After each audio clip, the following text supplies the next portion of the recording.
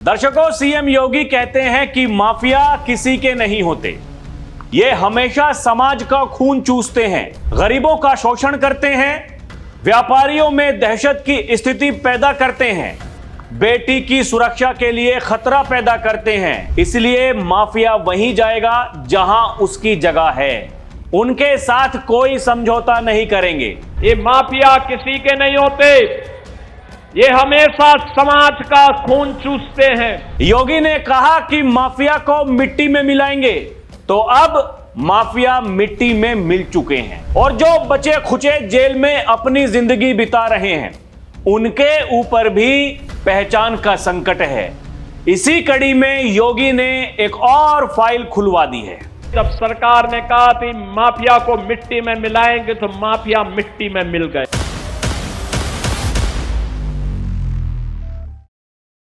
दर्शकों नमस्कार, DNP India देख रहे हैं आप, साथ हूं मैं आपके राहुल चौधरी। रामपुर जेल में बंद चल रहे समाजवादी पार्टी के नेता आजम खान अब एक नए मामले में फंस गए हैं। प्रयागराज के दरियाबाद मोहल्ले में पार्क की जमीन और उससे सटी सड़क पर कब्जे का मामला 20 साल बाद फिर से चर्चा में आ गया है। सीएम योगी आदित्यनाथ के आदेश पर पूरे मामले की जांच के लिए एसआईटी गठित की गई है। इस एसआईटी में एडीएम सिटी सत्यम कुमार मिश्र, पीडीए सचिव विनीत कुमार सिंह और डीसीपी सिटी मनीष शांडिल्य शामिल हैं। कब्जे वाली प्रॉपर्टी की कीमत 4 करोड़ रुपए बताई जा रही है। यह पूरा मामला 2006 का है। उस दौरान उत्तर प्रदेश में समाजवादी पार्टी की सरकार थी। आजम खान नगर विकास मंत्री हुआ करते थे। आरोप है कि 14, 15 और 18 अगस्त को 3 दिन की सार्वजनिक छुट्टी का फायदा उठाकर माफिया अतीक अहमद के करीबियों ने पार्क की सरकारी जमीन पर कब्जा करना शुरू कर दिया था। अब 20 साल बाद इस फाइल को फिर से खोला गया है। एसआईटी पूरे मामले की जांच करेगी कि कैसे छुट्टी के दौरान पार्क की जमीन पर कब्जा हुआ और इसमें किस किस की भूमिका रही। बताया जा रहा है कि स्थानीय निवासियों ने पार्क पर कब्जे का विरोध किया और अधिकारियों से शिकायत की। आरोप है कि आजम खान ने अधिकारियों को कार्रवाई करने से रोक दिया था। हाल ही में यह मामला मुख्यमंत्री योगी आदित्यनाथ के पास पहुंचा। इसके बाद उन्होंने उच्च स्तरीय जांच का आदेश दिया है। आजम खान फिलहाल 2 पैन कार्ड और भड़काऊ भाषण से जुड़े मामले में सजा मिलने के बाद रामपुर जेल में बंद हैं। उनकी परेशानियां लगातार बढ़ती ही जा रही हैं। एक समय था जब आजम खान की तूती बोलती थी, उन्हें मिनी सीएम तक कहा जाता था, लेकिन अब उन पर और उनके परिवार पर गहरा संकट है। समाजवादी पार्टी के नेता आजम खान पर पिछले कुछ वर्षों में 100 से ज्यादा मुकदमे दर्ज हुए। आजम खान के खिलाफ दर्ज मामलों की सुनवाई लगातार विभिन्न अदालतों में चल रही है।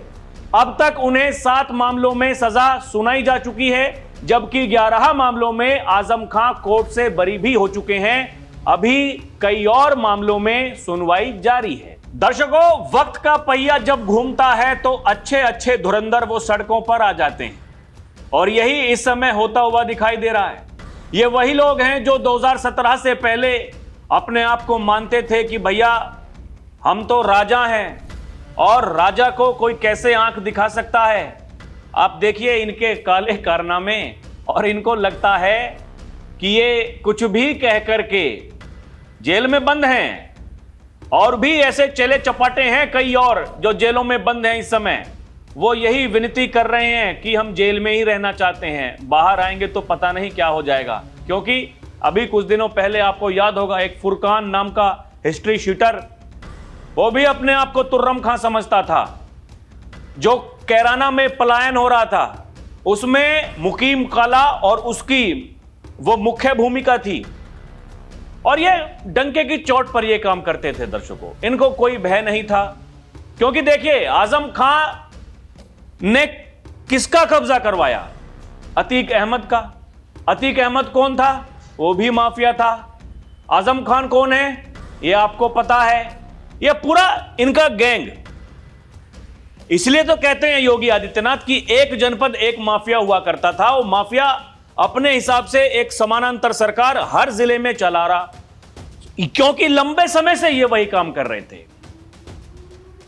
और वो माफिया सत्ता से संरक्षण प्राप्त, माफिया मंत्री बनकर के बैठा हुआ है और माफिया कब्जा करवा रहा है।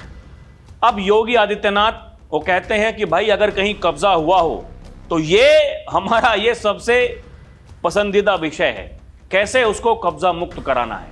इसीलिए ये फाइल खोल दी गई है दर्शकों। इसीलिए ये देखिए तमाम मीडिया रिपोर्ट्स में छपा हुआ है।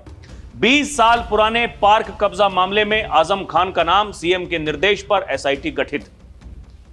इसमें बताया जा रहा है कि वो जो पार्क की जमीन है और उससे सटी हुई 20 फीट चौड़ी सड़क पर कब्जे का मामला ये 20 साल बाद सुर्खियों में आया है।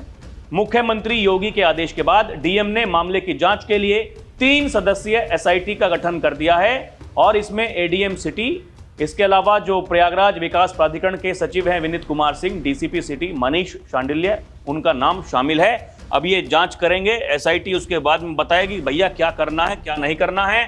एक और आजम खान के खिलाफ मामला तैयार होता दिखाई दे रहा है दर्शकों। ये बताया जा रहा है कि सबसे पहले ये दैनिक जागरण ने अपनी रिपोर्ट में छापा और उस रिपोर्ट के मुताबिक आसपास रहने वाले लोगों ने इसका सख्ती से विरोध किया था। इतना ही नहीं, अधिकारियों से शिकायत भी की थी, लेकिन आजम खान ने अधिकारियों से किसी भी तरह की कोई कार्रवाई नहीं करने को कहा कि कोई कार्रवाई नहीं करनी है, कब्जा कर लिया कोई बात नहीं। जैसे रामपुर में किया गया, जैसे आसपास के इलाकों में किया गया। अब क्योंकि वहां जा नहीं सकते थे तो जो वहां का सक्रिय माफिया था उसको कह दिया गया कि भैया कर दीजिए काम। लेकिन मुख्यमंत्री के पास जैसे ही यह मामला पहुंचा, मुख्यमंत्री ने तुरंत जांच के आदेश दे दिए, एसआईटी गठित कर दी। दर्शकों, ये आपको अतीक अहमद, उसका बेटा, वो 2 बेटे जो इस समय दुनिया में नहीं है, वो 2 जो जेल में बंद हैं, एक वो जो अपनी बुआ के पास में रह रहा है। दर्शकों, ये आप देखिए कि जब, जैसे कि मैंने कहा कि वक्त का पहिया जब घूमता है तो फिर क्या होता है क्या नहीं होता है। प्रयागराज में उस समय का इलाहाबाद, ये लोग क्या करते थे क्या नहीं करते थे, इतने किस्से हैं इनके, इतने किस्से हैं। अगर बताया जाए तो सुबह से लेकर के शाम हो जाएगी, लेकिन वो किस्से वो कम नहीं पड़ेंगे। इतना आतंक इन्होंने अपने समय में मचाया है। और फिर घूम फिर कर वही बात आती है कि कैसे, आप देखिए ना, इनके जो साथी थे वो इनकी मदद किया करते थे और ये वही लोग हैं जो खड़े हो जाते हैं, सवाल पूछते हैं कानून व्यवस्था का क्या हो रहा है, सुरक्षा व्यवस्था एकदम तार तार है, कुछ भी ठीक नहीं है, ये योगी जी की सरकार में सब बेड़ा गर्क हो गया है। ये वही तो लोग हैं जो आपको इस समय दिखाई दे रहे होंगे, लाल टोपी पहन करके घूमते हैं, तख्तियां हाथ में लेकर के घूमते हैं।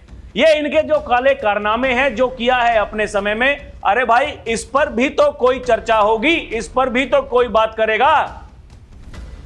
अभी जो अतीक अहमद का एक लड़का वो सड़क दुर्घटना में चल बसा, उसके जनाजे में वहां इनके जो सहयोगी हैं, इनके जो साथी हैं, इतने लोग वहां कब्रिस्तान पर पहुंच गए कि वहां जाने की जगह नहीं थी।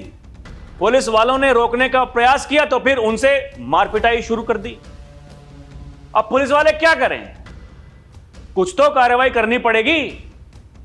उसके बाद में वो एक और बेटा जो जेल से आ रहा था, उसकी गाड़ी के पीछे इतने सारे वहां लोग, सब गाड़ियों में दादागिरी दिखाई, टोल वालों के साथ बदतमीजी करी। अब इनको लगता है कि बच जाएंगे, ऐसा नहीं हो सकता है दर्शकों। ये बताया गया हम अतीक के आदमी हैं कहकर टोल कर्मियों पर चढ़ाई गाड़ी, बिना शुल्क दिए गुजरे 15 वाहन, 70 आरोपियों पर केस दर्ज, 70। ये देखिए, माफिया अतीक अहमद के बेटे अली अहमद के काफिले में शामिल वाहनों के चालकों पर टोल कर्मियों के साथ अभद्रता, रंगदारी, जान से मारने की नीयत से गाड़ी चढ़ाने पर गंभीर आरोप लगाए गए हैं। और कल्याणपुर थाना क्षेत्र स्थित बडोरी टोल प्लाजा के प्रबंधक जितेंद्र कुमार सिंह ने बताया कि 8 अगस्त को दोपहर 2:39 बजे पुलिस अभिरक्षा में अली अहमद को जिला कारागार झांसी से प्रयागराज ले जाया जा रहा था। उसके पीछे कई वाहन चल रहे थे। Toll collector Sanjay Singh, supervisor Kaushlesh Singh ने काफिले में शामिल वाहनों को टोल शुल्क जमा करने के बाद आगे बढ़ने के लिए कहा। इस पर वाहन चालकों ने जान से मारने की धमकी दी, वाहन से कर्मचारियों को कुचलने की कोशिश की। इसके बाद सभी वाहन बिना टोल शुल्क दिए निकल गए। प्रबंधक की तहरीर पर 8 नंबर वाली 2 बिना नंबर की गाड़ियों समेत कुल 10 वाहनों के खिलाफ प्राथमिकी दर्ज की गई। मतलब 10 तो वाहन हैं, 11 बताए जा रहे हैं दर्शकों, 11 जो वाहनों के सवार लोग हैं उनके खिलाफ एफआईआर दर्ज है। कुल मिलाकर के 70 हैं। ये खुद को अतीक के आदमी बताते हुए गाली गलौज करते हैं आज भी। मतलब माफिया मिट्टी में है, माफिया का कुनबा बर्बादी की कगार पर है, लेकिन अपने आप को कहते हैं हम अतीक के आदमी हैं। एक नया न्योता दे रहे हैं दुर्गति का, अतीक के आदमी बता करके टोल। और आप देखिए मतलब कि टोल किस लिए नहीं देंगे भाई? कहा कि अतीक के आदमी हैं, नहीं देंगे टोल, गुंडागर्दी करेंगे, कुचलने का उनको प्रयास करेंगे। और लग रहा था कि यह 2017 से पहले वाली सरकार है, कोई कार्रवाई नहीं होगी, ऐसे ही मौज में रहेंगे। ऐसा नहीं होता है।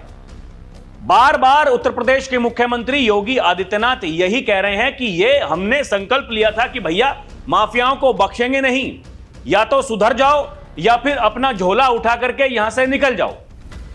जो नहीं माना उसका टिकट कट गया, कोई जहन्नुम गया, किसी का राम नाम सत्य हो गया। बचे खुचे जो मैंने कहा जो जेल में हैं उनके खिलाफ भी कार्रवाई हो रही दर्शकों। और ये उसमें भी ये जो कोशिश की गई वहां उपद्रव करने की, आरोपियों की पहचान कर गिरफ्तारी होगी। पुलिस ये कह रही है कि प्रत्येक वाहन में 4 से 5 लोगों के सवार होने का अनुमान है। इस आधार पर काफिले में 65 से 70 लोगों के शामिल होने की आशंका जताई जा रही है। वाहन नंबरों के आधार पर आरोपियों के खिलाफ हत्या की कोशिश, बलवा, सार्वजनिक मार्ग पर लापरवाही से वाहन चलाने, धमकी, गाली गलौज सहित अन्य धाराओं में एफआईआर दर्ज की गई है। सीसीटीवी फुटेज, अन्य साक्ष्यों के आधार पर आरोपियों की पहचान कर गिरफ्तारी की कार्रवाई की जा रही है। गिरफ्तार भी होंगे, कार्रवाई भी होगी। यही मामला थमने वाला नहीं है। फाइल खुल रही है, पुरानी फाइलें, 20 साल पुरानी फाइल खोल दी गई दर्शकों। बताइएगा, देखिए इसलिए हम कहते हैं अपने आसपास में आप देखिए कि क्या हो रहा है, क्या नहीं हो रहा है। अभी का छोड़िए, अगर आपको यह लगता है कि भाई पहले भी कुछ गड़बड़ी हुई है, कुछ डकैतों ने, बदमाशों ने, माफियाओं ने आपके घर को कब्जाने की कोशिश की, कोई सार्वजनिक संपत्ति है, सरकारी संपत्ति है, उसको कब्जाने की कोशिश की, अगर कोई ऐसा मामला है तो जाकर के प्रशासन को बता दो, जो आपके जनप्रतिनिधि हैं उनको जाकर के बता दो, क्योंकि वो मामला जाएगा योगी आदित्यनाथ के पास में, फाइल खुल जाएगी, एसआईटी गठित हो जाएगी। आप संभल में देख रहे होंगे, वो संभल जहां लंबे समय तक हिंदुओं के साथ नरसंहार होता रहा, वो संभल जिसके बारे में कहते हैं योगी आदित्यनाथ की संभल आस्था का प्रतीक है, संभल एक सच्चाई है। आज संभल में क्या हो रहा है आपको देखना चाहिए। इसी तरह कैराना में जो करने की कोशिश हुई, वहां से हिंदुओं का पलायन हुआ, लेकिन 2017 के बाद में जब योगी सरकार आई, वो लोग जो वहां से चले गए थे, वो व्यापारी जो वहां से चले गए थे, वो वापस लौटे हैं। यही तो ताकत है दर्शकों। एक और देखिए, ये जो विरोधी हैं, विपक्षी हैं, इनके पास में कोई मुद्दा तो है नहीं। ये आपने देखा होगा पिछले 1 महीने से, 1.5 महीने से लगातार ये वही चढ़ावा चोर गद्दी छोड़। कभी ये कहते हैं कि छात्रों पर गोलियां क्यों चलवाई, लाठीचार्ज क्यों करवाया, अमित शाह को सदन में आना चाहिए, जवाब देना चाहिए। सरकार पिछले 2 दिन से कह रही है कि भैया अमित शाह गृह मंत्री जवाब देने के लिए तैयार हैं, भागो मत, चर्चा होने दो, क्योंकि चर्चा होगी, वो जब किस्सा बताएंगे वो इनके समय की कहानियां भी बताएंगे। इनको डर है जहां इनकी सरकारें हैं राज्य में, इनको डर है कि वो जो काले कारनामे हैं उनका भी पर्दाफाश होगा, इसलिए छाती पीटते हैं, चर्चा से भागते हैं। यूपी में विधानसभा का मॉनसून सत्र था, वहां भी जाकर के छाती पीटी। और ये जो डबल इंजन को आपस में लड़वाते हैं, आप समझिए चुनाव आने वाला है, 2027 की शुरुआत में चुनाव है उत्तर प्रदेश में, उससे पहले माहौल पूरा ये लोग बना रहे हैं, लेकिन क्या ये योगी को रोक पाएंगे? यह बड़ा सवाल है। दर्शकों, लखनऊ बनाम दिल्ली की लड़ाई जो आपको दिखाई जाती है, देखिए सदन में बोलने वाले हैं गृह मंत्री अमित शाह। ट्वीट कौन कर रहा है? योगी आदित्यनाथ। कह रहे हैं लोकतंत्र प्रश्न पूछने की स्वतंत्रता देता है तो उत्तर सुनने का दायित्व भी निर्धारित करता है। माननीय गृह एवं सहकारिता मंत्री अमित शाह जी विद्यार्थियों से जुड़े विषय पर सदन में विस्तार पूर्वक अपना पक्ष रखने के लिए पूर्णतः तैयार हैं। कांग्रेस और समूचे विपक्ष से अपेक्षा है कि तथ्यों का सामना करें, सदन की गरिमा बनाए रखें और उत्तर को पूरा सुनें। लोकतंत्र में बहस से प्रतिष्ठा बढ़ती है, भागने से नहीं। राहुल भागना नहीं। योगी आदित्यनाथ ट्वीट कर रहे हैं, इसका मतलब आप समझ रहे हैं? ये जो लखनऊ दिल्ली की लड़ाई बताने वाले लोग, इनके पास कुछ नहीं है, मुद्दा विहीन लोग हैं, केवल मूर्ख बनाने का काम करते हैं, क्योंकि इनको पता है कि ये जो दबी हुई जो फाइल हैं, ये जब जब खुलेंगी इनके काले कारनामे वो सबके सामने आएंगे। केशव प्रसाद मौर्य क्या लिख रहे हैं? वो कह रहे हैं कि सपा बसपा कांग्रेस 2027 में चाहे जितनी भी सियासी खिचड़ी पका लें, उत्तर प्रदेश की जनता इस बेमेल अवसरवादी गठबंधन का कड़वा स्वाद पहले ही चख चुकी है। अखिलेश यादव, मायावती जी, राहुल गांधी जी अपना पूरा जोर लगा लें, फिर भी वो बीजेपी को तीसरी बार सरकार बनाने से नहीं रोक पाएंगे। केशव प्रसाद मौर्य, जिनको प्रतिद्वंदी बताया जाता है योगी आदित्यनाथ का, यह संगठन की ताकत है, यह पार्टी की ताकत है, यह वो जो टीम यूनिटी होती है, यह उसकी ताकत है। आपके भीतर इतनी हिम्मत नहीं है। वो यही तो कह रहे हैं कि आप कुछ भी कर लीजिए। यह जनता जनार्दन को विश्वास है कि माफियाओं का अंत जो योगी आदित्यनाथ ने किया, डकैतों का, बदमाशों का, यह ऐसे ही जारी रहेगा। जब भी कोई दुस्साहस करेगा उसके साथ वही होगा जो ट्रीटमेंट योगी की पुलिस करती है दंगाइयों के साथ, उपद्रवियों के साथ। जब भी कोई दुस्साहस करेगा ऐसे ही फाइल खुलती रहेंगी। दर्शकों, हम तो आपसे अपील कर रहे हैं, अगर कोई ऐसा मुद्दा आपको लगता है जहां गड़बड़ी हुई है, जाकर के प्रशासन को बताइए, अपने जो विधायक साहब हैं, सांसद जी हैं, उनको जाकर के बताइए, फाइल खुलेगी फाइल। बाकी दर्शकों, आपको क्या लगता है हमें कमेंट करके बताएं। अभी के लिए इतना ही। देखते रहें डीएनपी इंडिया, हर खबर भरोसे के साथ। हमारी आपसे अपील है कि आप हमारे चैनल को सब्सक्राइब भी करें।